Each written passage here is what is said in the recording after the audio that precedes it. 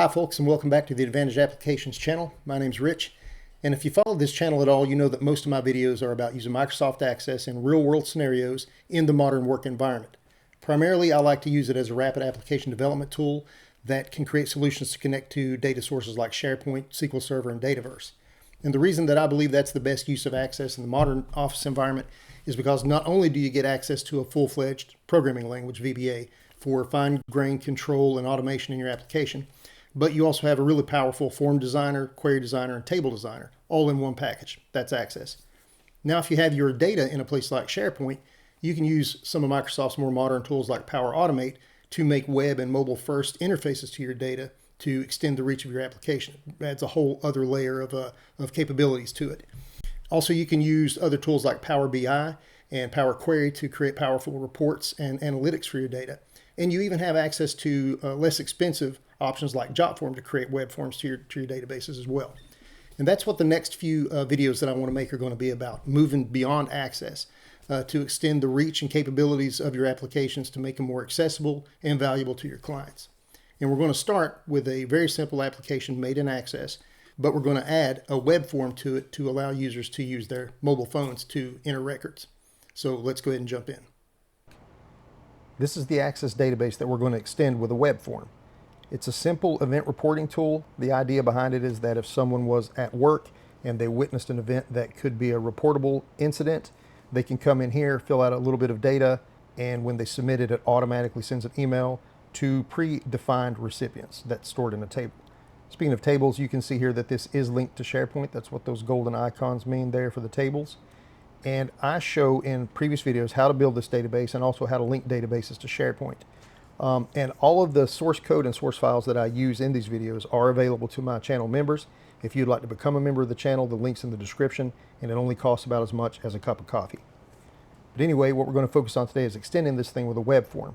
And what it does natively is when it opens, it automatically populates with the date and time.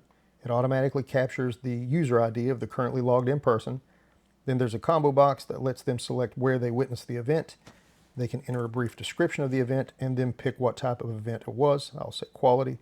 Then when they submit it, it records the event, asks if they'd like to submit another. I'll go ahead and say yes so I can stay in the tool. And in a little bit, a Power Automate flow is going to kick off that will send an email to the correct people. And that all works fine, but in a real world situation, people would have to witness the event and then come back to their desk and enter the event information based on memory. It would be a lot better if users could be out in the field and they've got their phone on them and they witness the event. Right then they can submit that event on their phone through a web form. They could even take pictures of it and submit that as part of the data as well. And that's what we're going to work on. So to do that, we're going to go over to jotform.com. And once you're logged into Jotform, you'll see any of the forms that you've already created in a list here. And there's a big orange button on the left top where you can click to create a new form. Now, as you can see, there are actually a lot of things that you can create here, but we're going to focus on the web form. So I'm going to click Form. I'm going to choose Start from Scratch. And there are two basic types of form styles that you can choose from. The classic form, where all of the elements that you add are going to be on one large page that you scroll through and answer one by one. Or the one that I tend to like to use better, which is the card forms, where every element is kind of its own screen. The user gets to deal with them one by one and then swipe next. And to me, that's just a little bit more of a modern feeling user experience, so I tend to go with the card forms. There are some trade-offs. This is not going to be an exhaustive tutorial on Jotform at all. It's more just an introduction about some of the things that you can accomplish with Jotform. If you guys would like to see more videos on Jotform, just let me know in the comments and I can definitely make more. Okay, so I'm going to click Card Form. And here you can see that you can kind of provide your own branding for your form. You can upload some organizational information, including a logo. I'm just going to skip this for now. And then I'm given a blank screen here, and it says drag your first question here from the left. Now, in order to collect the same information in this form that I do in the Access database, I'm going to go back to the Access database, and you see my first bit of data that I collect is the event date. So I can come over here to the left and click Add Element. And I'm going to use the date picker, and I just click and drag that right over. And now I've got my first card. And I can use the little properties gear icon here to set some options. So rather than just have this named date, I'm going to call it event date.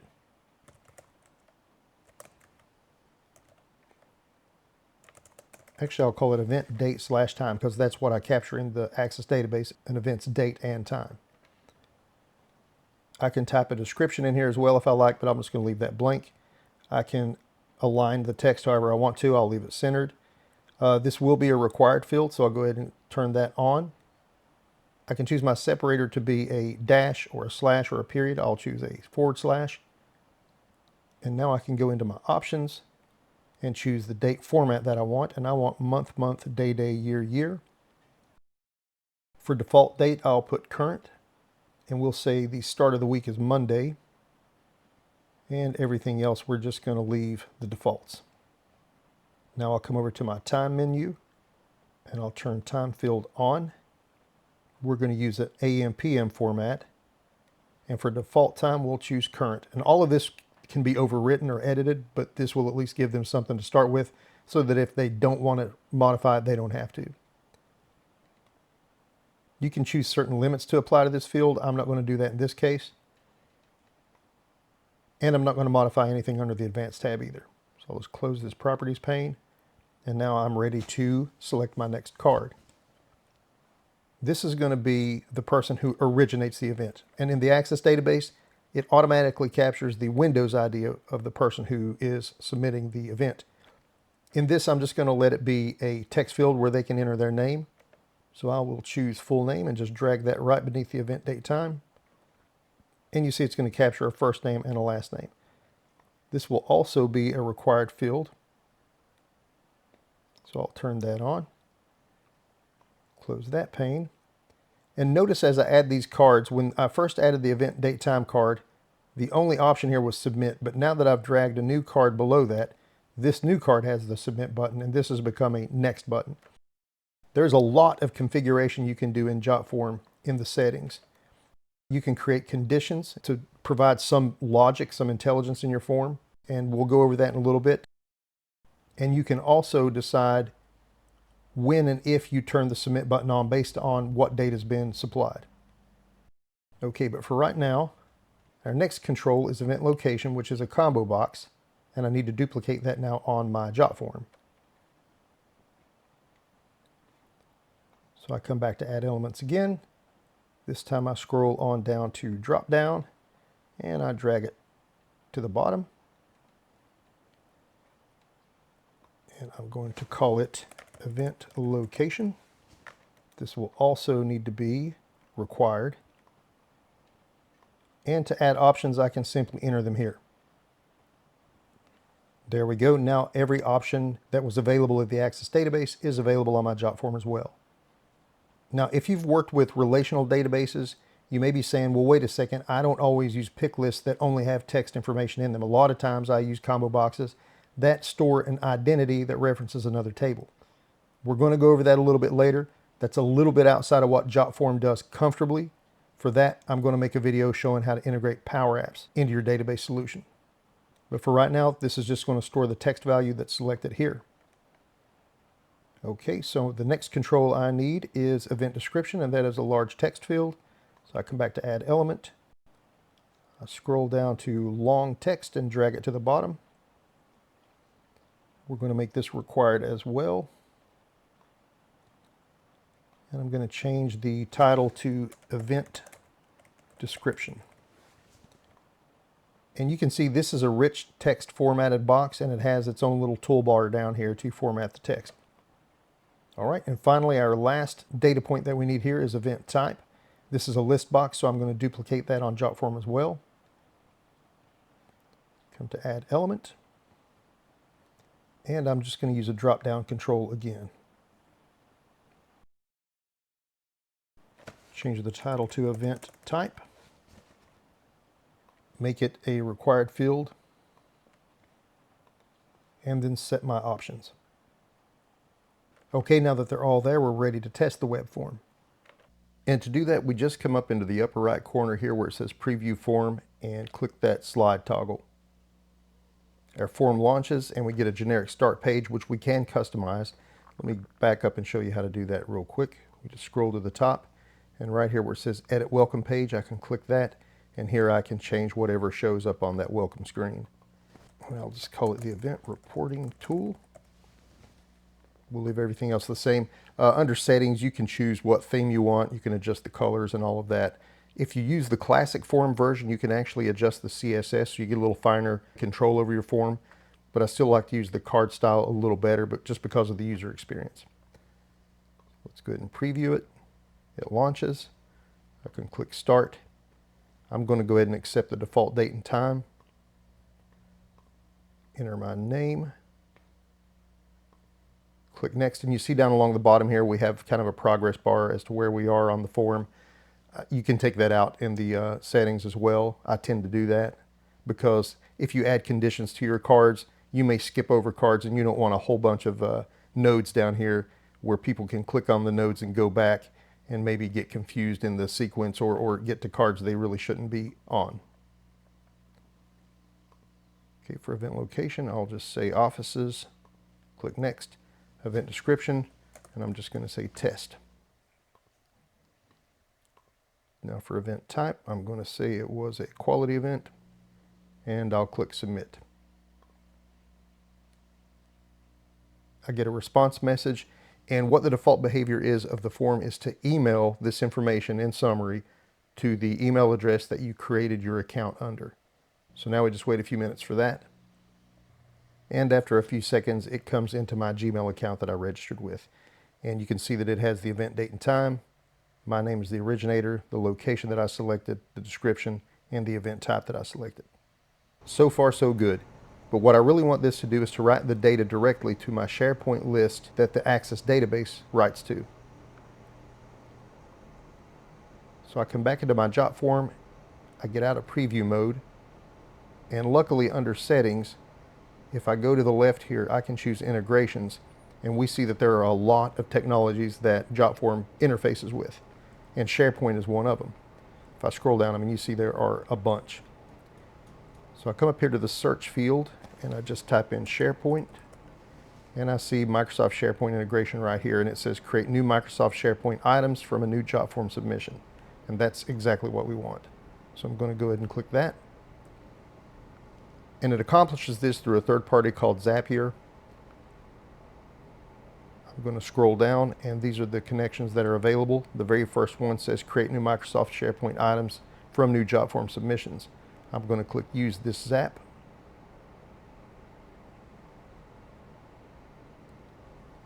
Copilot launches, and it kind of tells you a couple steps that it already took care of for you. I'm going to go ahead and close that. And now you see my first node is the Jotform node. And that's to give specific interface to Zapier so that it can interface with your Jotform. And there are 3 steps. There's setup, configure, and test. It defaults to the setup phase. The app is Jotform, that's correct. No need to change that. Triggering event is new submission, that's also correct. And now it wants me to tie my Jotform account to this Zapier connection. So I'm going to go ahead and click sign in. I'm given a screen that is specific to HIPAA data or European data centers, which this app obviously uses neither of those, so I leave those as no and just click yes, continue to Jotform. And by the way, if you don't already have a Zapier account, you will be prompted to create one. It's free to get started. Obviously, if you start using more data, more bandwidth, if there are more submissions coming through, if there's larger submissions coming through, like if they're attaching large image files, things like that, you're going to move up to a paid tier. But again, you still get a lot for the money you spend. It is a much cheaper option than going through Power Apps. Power Apps tends to be a little more powerful, and I do use that for some applications, but I also do use Jotform for some as well. Okay, I'm going to go ahead and grant Zapier the permissions it needs. Okay, now the configure step is through. I can move to the test phase. Okay, it says to run this test, it's going to confirm the trigger is set up correctly, and it's going to use recent submission data in my account to do that. So we just submitted a test of the Jotform a minute ago. We got the email for that, so that'll work fine. So there's nothing else that we need to do immediately right here. It's going to look up that data and try to perform its test. I'm going to go ahead and close this. And we see there's a yellow exclamation mark up here on this node, and that just means that test hasn't finished performing yet. While it's doing that, I'm going to go on down to my next node, which is the Microsoft SharePoint node, and get started on that one as well. So I click it, and it looks much the same as the last one. The first thing it lists is the app that we're using, which is SharePoint. That's correct. The action we want to do is to create a list item. That's correct. And then it asks me to connect my account here as well. So I'm going to click sign in. And this, of course, is my SharePoint account now, not my Jotform account. It asks for my SharePoint domain.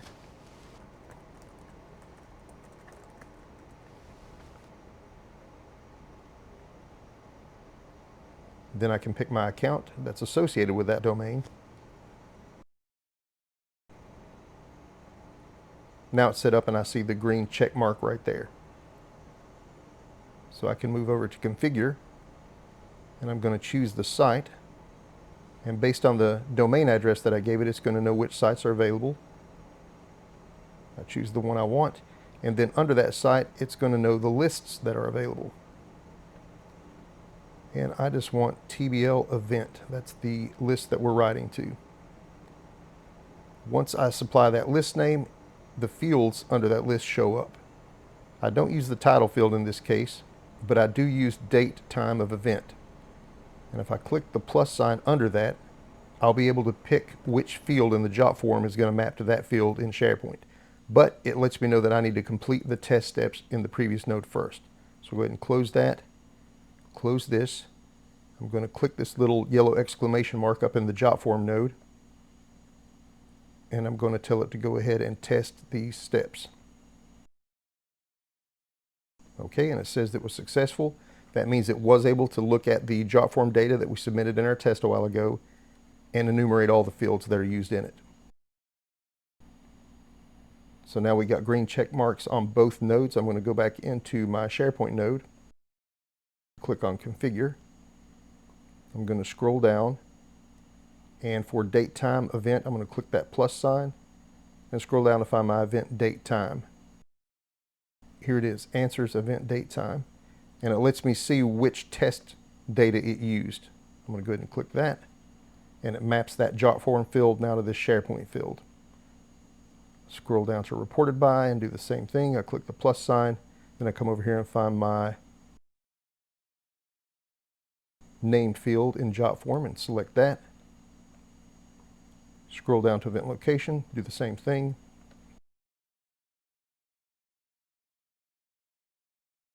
And do that for the remaining fields. We're not going to use broken equipment yet. I'm going to show you how to use a conditional statement in the Jotform in a minute, and then this broken equipment field is going to come into play. But for right now, I'm going to skip that. Go down to description. And we're skipping earmark and old ID. I don't use those either in this app. Okay, tests are already finished, so I can close this. Everything looks good. I'm going to click publish. And now it's linking my Jotform to SharePoint, and that should be ready to test as well now. Go ahead and close this.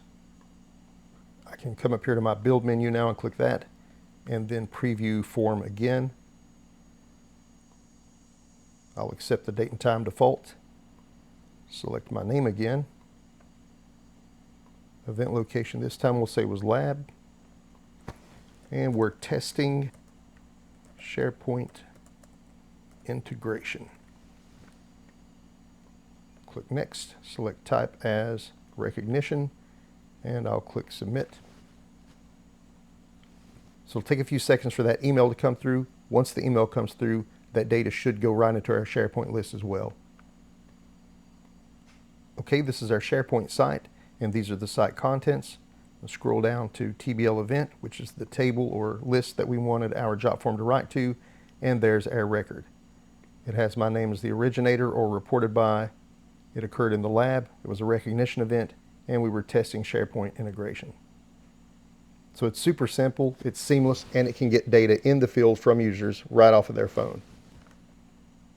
Now let's make it even better. We're going to add a conditional statement into our Jotform to collect a little more data if the event happens to be a broken equipment event. Okay, so back on Jotform in Design View, I'm ready to add the new card that's going to hold the new broken equipment data that we want to capture. So the idea is going to be that if event type selected is broken equipment, I want to let the user see a new element that'll let them type in which equipment's broken. If the selected event type is anything else, I don't want that card to show up. So to do that, I'm going to come over to Add Element. I'm going to scroll down to the short text card and just drag it right to the bottom. I'm just going to call it broken equipment. Now I'm going to click the gear icon, come over to the Advanced tab, and select Hide Field. Okay. Now I can come up to my Settings menu, and in the left pane here, just select Conditions. And the condition I want is right at the top, Show Hide Field. So I'm going to select that, and I'm just going to say if event type is equal to broken equipment, show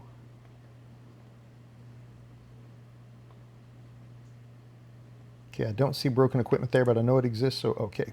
My list was just off the screen there. You can start typing the name of the field that you want and it'll show up. So there's broken equipment. I select it, and now I select save, and there's my new condition. And I can edit or delete this later if I need to. Okay, now let's see how that performs. Let's go up here and click Preview Form. Click Start. I'll accept the default date and time. Select my name. Event location really doesn't matter. We'll say loading racks. Okay, and this is just a test. Event type. And you see on event type here, it already has the submit button visible. And that's because this could be the last card, depending on which type of event they select. So if they select anything but broken equipment, let's say they select recognition, then the submit button shows up and I can just click it to submit. But if the user selects broken equipment, now that becomes a next button, and I click it, and I'm shown my new card element where I can enter the name of the broken equipment. I'll just enter Sander, and I'm going to go ahead and submit this, even though that data isn't going to go to SharePoint because we haven't modified our integration with SharePoint yet to map this Jotform field to that SharePoint field. I still want to submit this as a test because when I go to modify my integration, I'm going to have needed to have already submitted a test with data in that field for it to pick it up. All right, so now I'll just wait to get that email that lets me know that it came through. Okay, I just got the notification that that email came through, so now I can go to Zapier, and on the left here I can click Zaps, and it's going to show the integrations that I have. I'm going to choose the one that's active. Now I can click the edit icon in my Jotform node, and I'm going to go refresh the fields and then search for the field that I want.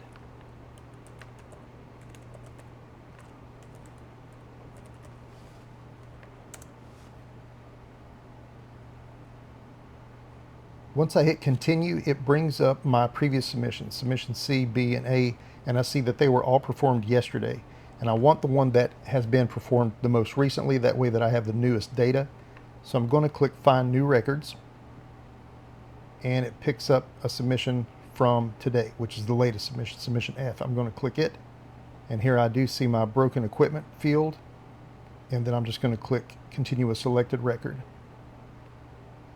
Now my Jotform node knows all of the fields that I'm going to be using, so I can now move to my SharePoint node, go to the Configure tab, and I should be able to scroll down now and find my broken equipment field. There it is.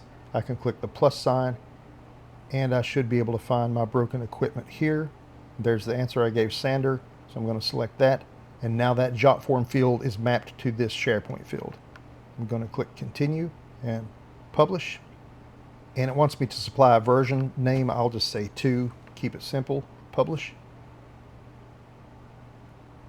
Okay, and it says the Zap is now on and using version 2. Good to go.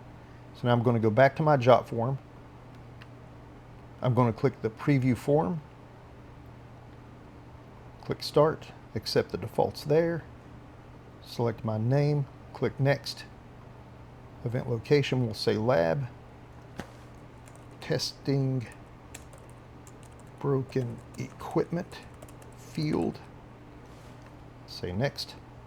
Event type, broken equipment, next again, and I'll say it was a test tube. I'll click submit. I get my confirmation message, and now I wait for that email to hit, and then that data should go into my SharePoint list. Okay, back at our SharePoint site, I'm going to look at TBL event again. And there's the first record that we sent.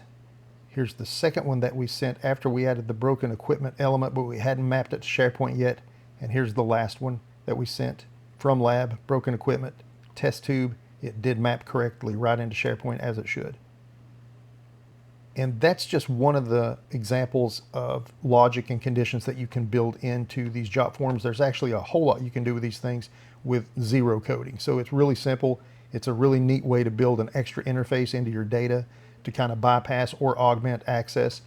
Like I said, in this particular use case, if someone's in the field, they've got a mobile device on them with a camera, it just makes a lot more sense to have the users be able to capture that event at that moment with a camera, submit it right away, and they're not coming back to their laptop later or their workstation later and having to enter anything by memory.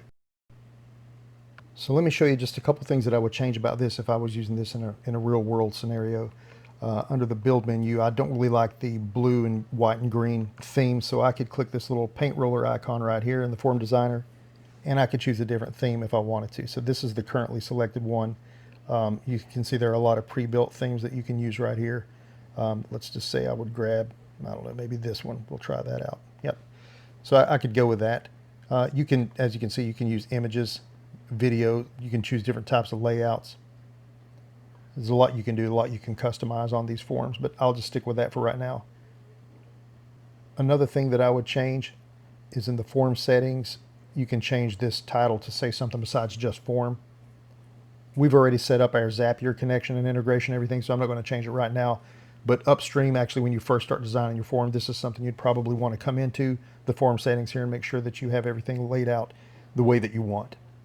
Another thing I would probably do is under the build menu, I would come back up to our landing page or the very first element that's shown, and I'd probably get rid of this 5 questions or question count area on that form, because if you have hidden fields, they're going to show up here in the count, and that can confuse users if they think, hey, I've only answered 3 questions, but at the beginning it said there was going to be 5, for instance. So I'll just go ahead and close that. And finally, another thing that I would disable is if I were to run this right now and start it, this progress bar along the bottom. I don't really particularly like that either, because it does give users kind of the option to skip around, and typically I think we probably don't want that. So you can come into the settings menu here, and under form settings, if you click more options, you can scroll down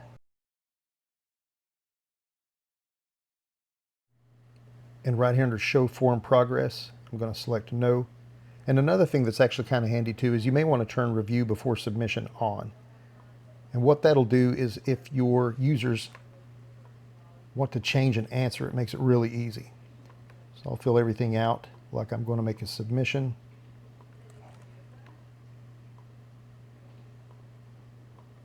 And now instead of just submit, it's review and submit, and they can see the answers that they provided. And if they want to change something, they can come in here and just click edit. It takes them to that tab, and they can change that.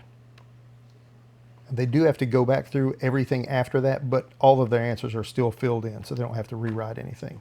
And then they can just submit.